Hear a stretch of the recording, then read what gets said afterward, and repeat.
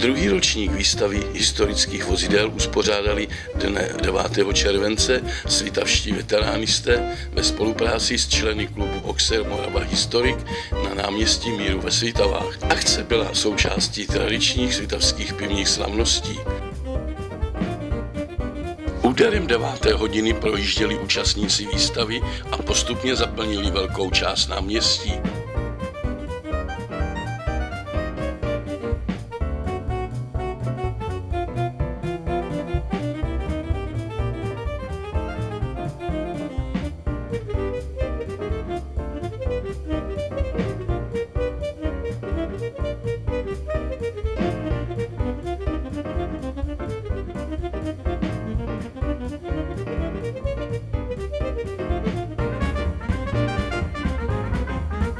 V dolní části náměstí se za nebývalého zájmu návštěvníků představilo 120 historických strojů vyrobených do roku 1986.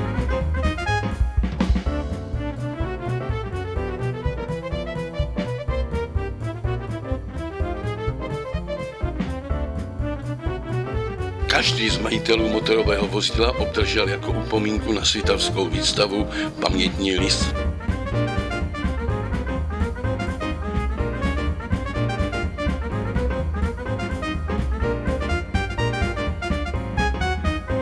Vyznavači historických vozidel předvedli nablýskané a lesknoucí se miláčky, ochotně odpovídali na dotazy návštěvníků, děti si mohly zasednout za volant a alespoň na chvíli si zahrát na šoféry.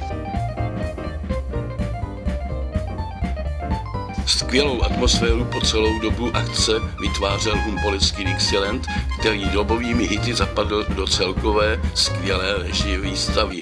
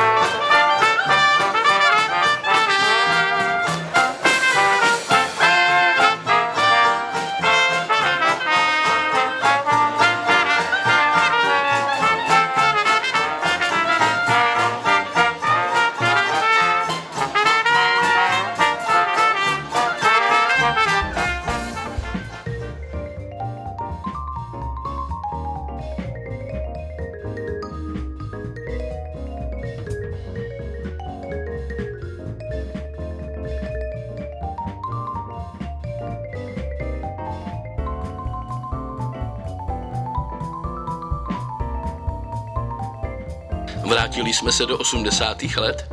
Tak si zřejmě připadali řidiči projíždějící kruhový objezd pod náměstím. Zastihla je falešná dopravní policejní hlídka řídící průjezd. Náhodně projíždějící opravdoví policisté s úsměvem přihlíželi, jak kdysi jejich předchůdci pracovali.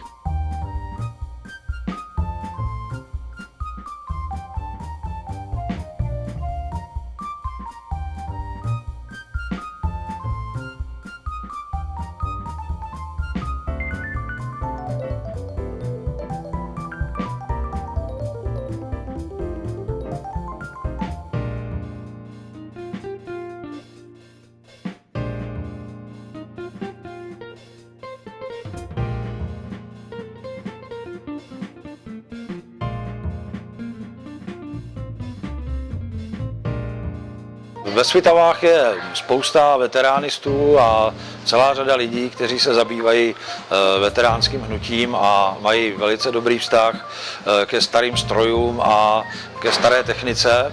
A až do vlastně loňského roku Svitavy neměly vůbec žádnou akci, kde by se tito lidé mohli prezentovat. A tak loňský rok jsme začali s prvním ročníkem výstavy na náměstí s tím, že jsme to zakomponovali do programu pivních slavností, takže dopolední akce se věnovala historickým strojům a odpoledne probíhá hudební produkce v rámci pivních slavností. Loňského roku se nám to, myslím si, velice podařilo A tak letošní rok jsme tu akci opakovali s tím, že k tomu pořád přidáváme něco nového.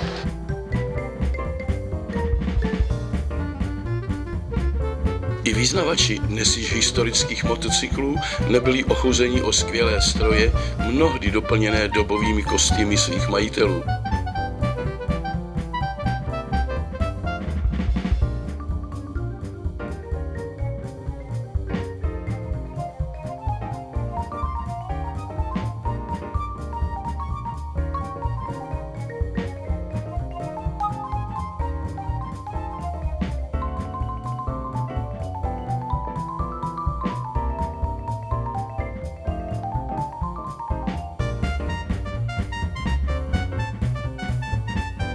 Svitavský sraz se vyznačuje tím, že zde návštěvníci mohou zhlédnout vozidla všech věkových kategorií, zaměření a účelů.